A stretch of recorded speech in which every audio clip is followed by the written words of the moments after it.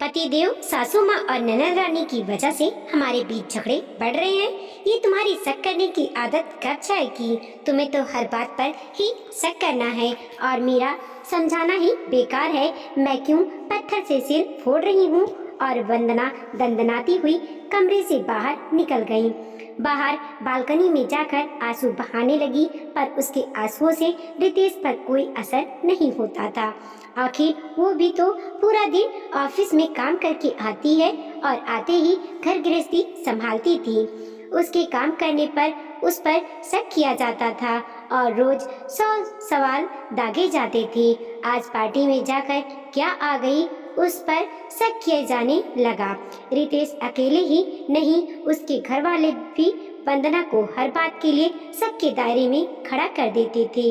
आखिर वो भी इंसान है, कब तक अपनी सच्चाई सबके सामने साबित करती रहेगी? वंदना और रितेश की मुलाकात ऑफिस जाते वक्त बस में हुई थी।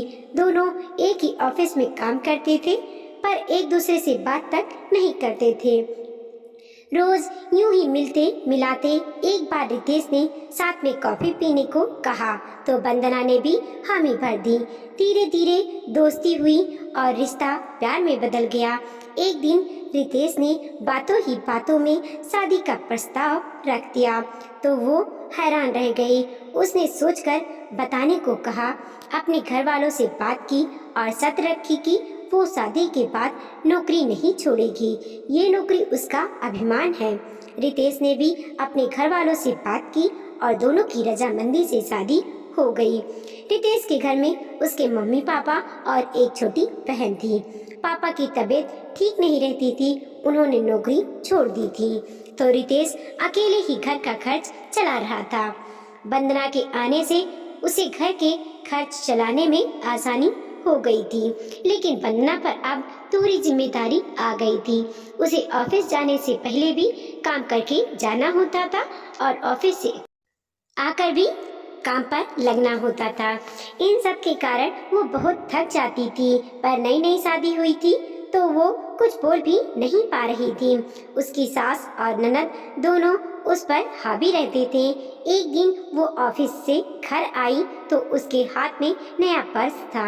यह देखते ही उसकी ननद नेहा जलने लगी और बोली, भाभी, माना आप कमाते हो, पर अपने ऊपर खर्च करने से पहले आपको भैया से पूछना चाहिए था।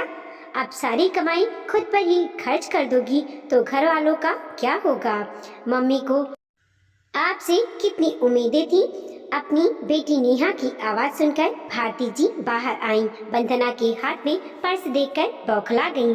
वाह बहू, तुम्हारे तो ठाठ है, तुम तो कमा भी रही हो और लुटा भी रही हो और मेरा बेटा वहाँ अकेला मेहनत कर रहा है। ये सब सुनकर वंदना बोली, मम्मी जी, मैंने ये पर्स खुद नहीं खरीदा है, मेरी एक सहेली ने मुझे उपहार में दिया है। उसकी पर्स की दुकान है और वो हर साल दुकान पर अच्छी सेल होने पर मुझे पर्स देती है ताकि अगले वर्ष भी उसकी अच्छी कमाई हो। उसके ऐसा करने से उसके काम में बरकत होती है, ऐसा उसका मानना है। भाभी, हमें इस तरह से बेवकूफ मत बनाओ। आपने ये पर्स उनकी दुकान से खरीदा होगा और उनका नाम लगा रही हो। भला इतना महंगा पर्स कोई बिना मतलब की तो उपहार में नहीं देता। उसकी बात सुनकर भारती जी भी बोलती हैं, बहू, मुझे लगता है कि तूने अपने ही पैसे खर्च किए होंगे, वरना कोई किसी को कुछ नहीं देता है। मम्मी जी, मैं सच कह रही हूँ, मैं झूठ क्यों बोलूँगी? अगर मैं कोई चीज अपने लिए खरीदूंगी तो आप सबसे छुपाने की क्या जरूरत है? भाभी, रहने दो। नेहा और भारती जी अंदर चले गए। ड्राइंग रूम में खड़ी वंदना को बहुत बुरा लग रहा था। वंदना अपने कमरे में आकर आराम करने के लिए पलंग पर लेट गई और उसके पैरों में दर्द हो रहा था। उसे लगा आराम कर लेगी तो रात का खाना बना लेगी। रितेश की बॉस के साथ मीटिंग थी, इसीलिए उसको देर से आना था। तभी भारती जी की आवाज आती है, अरे बहू, खाने की तैयारी कर ले, मेरा बेटा आने वाला है। तू तो रोज आकर फंस जाती है, फिर खाना बनाने में देरी हो जाती है और पैरों में दर्द का झूठा बहाना मत बनाना। तेरी तो रोज की ही आदत हो गई है। तेरा तो पता ही नहीं लगता कब झूठ बोलती है और कब सच। भारी कदमों से वंदना उठी। नेहा और भारती जी उसकी जरा भी मदद नहीं करते थे। बस ऑफिस से आते जाते वक्त उसे ताना सुनाने को जरूर मिलता था। रात को रितेश घर पर आया तो उसके कानों तक भी पर्स वाली बात पहुंचा दी गई। कमरे में जाते ही रितेश गुस्सा हो गया। तुम्हें सिर्फ अपनी पड़ी रहती है। तुम तो मेरी मम्मी और बहन को कभी खुश नहीं रख सकती। एक पर्स अपने लिए लाई तो छोटी ननद के लिए भी तो कुछ ले आती। तुम्हें तो मजे कर रही हो और मेरी बहन तरस रही है। रितेश, ये क्या कह रहे हो? एक पर्स के लिए कितना बवाल हो गया। और मैं ये पर्स नेहा को ही देने वाली थी, पर मुझ पर ये शक गलत है कि मैंने इसे खरीदा है। तुम भी मेरी बात पर विश्वास नहीं करते हो। आखिर तुम भी तो सब जैसे हो। और वंदना रूठ कर सो गई। रितेश ने उसे मनाना भी जरूरी नहीं समझा। अगले दिन वंदना ने अच्छी सी ड्रेस पहनी और तैयार हो गई। ये आज सज धज कर कहाँ जा रही हो? भारती जी ने पूछा तो वंदना ने कहा, मेरे फ्रेंड का बर्थडे है तो वो होटल में पार्टी देगा। मैं रात को देर से घर आऊंगी। मेरा डिनर भी बाहर ही रहेगा। अच्छा, फिर तो रितेश भी बाहर खाना खाकर आएगा। वो भी तो जाएगा, भारती जी बोली। नहीं मम्मी जी, वो मेरा फ्रेंड है, रितेश का नहीं। वो और मैं ऑफिस के अलग अलग एरिया में काम करते हैं। मैं बिल्डिंग नंबर 1 में जाती हूँ और रितेश 2 नंबर की बिल्डिंग में काम करते हैं। हम दोनों के फ्रेंड्स भी अलग हैं। ये सुनते ही भारती जी का शक्की दिमाग दौड़ने लगा। वो शादीशुदा है या कुंवारा? और साथ में कितने लोग जा रहे हैं? तुम कब तक आ जाओगी? मेरे विचार से जहाँ तुम्हारा पति नहीं जा रहा है, तुम्हें भी वहाँ नहीं जाना चाहिए।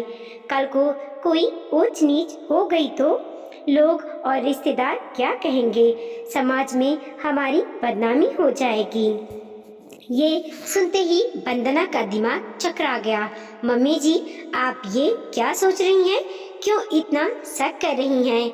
मेरा कलीग है और मैं अकेले नहीं जा रही हूँ। रितेश को भी उसके बारे में पता है।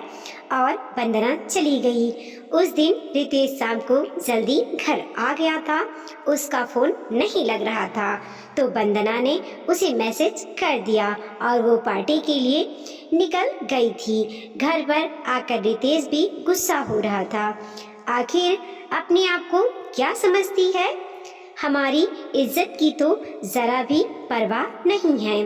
वंदना ने आकर रितेश को समझाया भी कि तुम तो मेरे सभी दोस्तों को जानते हो और तुम ही शक कर रहे हो कि मेरे उसके साथ कोई संबंध है। तुमको तो मम्मी जी को समझाना चाहिए। एक तो वो शक करती रहती हैं, दूसरी वो नेहा भी पढ़ी लिखी है, फिर भी वो उनके कान भरती रहती है। फिर शादी कराने का ये मतलब नहीं है कि सबसे दोस्ती तोड़ ली जाए। वंदना को आज भारी धक्का लगा था। उसे विश्वास नहीं हो रहा था कि उसका पति उसके साथ ऐसा कर सकता है। वो तो उसका सबसे अच्छा दोस्त हुआ करता था। उसने रात को ही अपनी मम्मी को फोन किया और सारी बातें बताईं। वंदना की मम्मी ने भी उसे समझाया। वंदना, रिश्तों के बीच में गलतफहमियां आ जाती हैं तो उन्हें दूर किया जाता है, न कि रिश्तों से दूरियां बना ली जाती हैं। तुझे वो सब शक के जाल हटाने होंगे, वरना तू उन जालों में फंसकर अपनी जिंदगी बर्बाद कर लेगी। मुसीबतों को छोड़कर भागना कमजोरी है, पर मुसीबतों से लड़कर ही मजबूत बना जा सकता है। वंदना के कदम रुक गए। वो सब कुछ छोड़कर मम्मी के घर जाने वाली थी, पर रहना तो इसी घर में था। उसने आंसू पोंछे और तैयार होकर रितेश के साथ ऑफिस चली गई। दिन भर दोनों ने काम किए और शाम को ऑफिस से घर जाने की बजाय वंदना उसे पार्क ले गई और घर पर फोन कर दिया कि हम दोनों बाहर ही खाना खाकर आएंगे। पार्क में वंदना रितेश से बोली, रितेश, हम दोनों के रिश्ते में गलतफहमियां और शक आ गया है। ना तुम बदले ना ही मैं बदली हूँ, पर हमारे हालात बदल गए हैं। ये वो ही ऑफिस है, वही कामकाज है, वही मैं और तुम हैं। बस अब रिश्ते नए जुड़ गए हैं। तुम तो मेरे दोस्तों को जानते हो और मैं तुम्हारे दोस्तों को जानती हूँ। फिर तुम मुझ पर शक कैसे कर सकते हो? तुम अपना दिमाग नहीं चलाते हो। जो मम्मी जी और नेहा ने बोल दिया वो मान लेते हो। उसकी वजह से हमारे बीच झगड़े बढ़ रहे हैं। तुम अपनी मम्मी और बहन को खुश देखना चाहते हो, तो क्या मुझे खुश नहीं देखना चाहते हो? हम दोनों साथ में समय नहीं बिता पाते हैं, बस ऑफिस के काम में ही उलझे रहते हैं। ऐसे में कोई कुछ कहे तो वही हमें सच लगने लगता है। तुम तो पढ़े लिखे समझदार हो, तुम तो कभी शक्की मिजाज नहीं थे। फिर तुम्हें क्या हो गया? मैं तो तुम्हारी जीवन साथी हूँ, जिससे जीवन भर का रिश्ता होता है। ये रिश्ता विश्वास पर टिका होता है। अगर इसमें शक का कीड़ा लग जाए तो फिर ये रिश्ता बोझ बन जाता है। तुम नेहा को क्या शिक्षा दे रहे हो? वो भी कल को दूसरे घर जाएगी, इसी तरह की बातें करेगी। आज मुझ पर शक कर रही है, कल को अपने पति पर शक करेगी तो उसकी जिंदगी भी नर्क बन जाएगी। हमें तो उसे विश्वास और प्यार की शिक्षा देनी है, पर वो भी शक्की होती जा रही है। पति पत्नी का क्या, परिवार के सभी लोगों का रिश्ता प्यार और विश्वास पर ही टिका रहता है। सभी लोग ऐसे एक दूसरे पर शक करते रहेंगे तो अपनी जिंदगी सुखपूर्वक कैसे जिएंगे? रितेश सुन रहा था और समझ भी रहा था। दोनों के बीच दूरियां भी इसीलिए आ गई थी कि दोनों एक दूसरे को समय नहीं दे पा रहे थे। रितेश जल्दी ऑफिस से आता था तो वंदना देर से आती थी, और कभी वंदना जल्दी घर आती थी तो रितेश को देर हो जाती थी। बस इसी वजह से रितेश का गुस्सा कुंठा बनकर निकल रहा था और वो अपनी मम्मी और नेहा पर ही विश्वास करने लगा था। सॉरी वंदना, मुझे माफ़ कर दो। मैंने तुम्हारा बहुत ही दिल दुखाया है। मैंने तुम पर गुस्सा किया, तुम्हें बहुत कुछ सहन कर लिया, पर अब ऐसा नहीं होगा। मैं अपनी आँखें और कान खोल कर रखूँगा और तुम पर कभी शक नहीं करूँगा।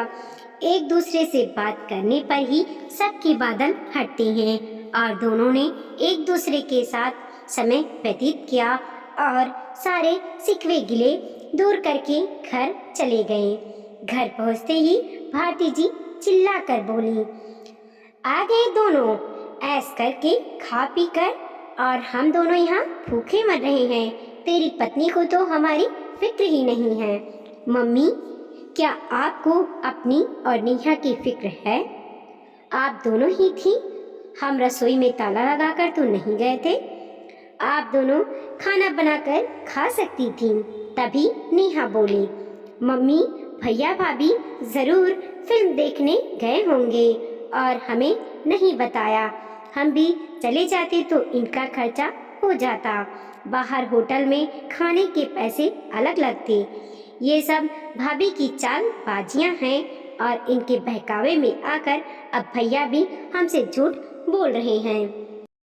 अपनी बहन नेहा की बातें सुनकर आज रितेश को लगा इनकी बातों में आकर बेकार ही वंदना पर शक किया।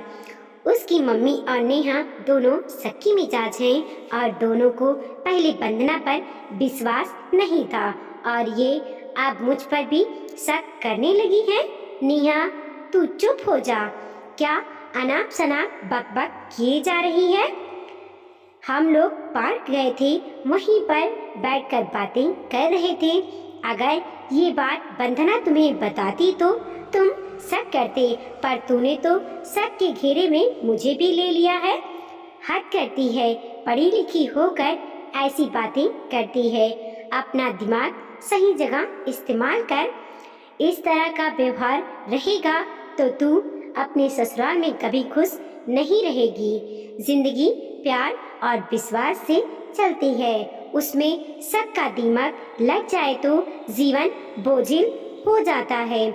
तभी भारती जी बोलती हैं, आज तो बहू पट्टी पढ़ाकर लाई है जो तू उसी की तरफ से बोल रहा है। तुझे अपनी मम्मी और बहन झूठे लग रहे हैं। हाँ मम्मी, आप और नेहा दोनों झूठ बोल रहे हो। नेहा घर में बैठी बैठी आपके कान भरती रहती है। क्या इससे हमारी खुशियाँ देखी नहीं जाती हैं? मम्मी, बेटी को अच्छा ज्ञान दो और बहू को सम्मान दो, दोनों आपका जीवन सुधर जाएगा। और हमारा भी।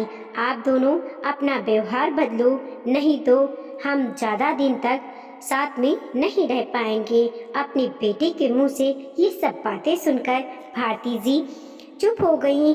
उन्हें समझ में आ गया कि अब उनकी और नेहा की बातों में रितेश नहीं आएगा।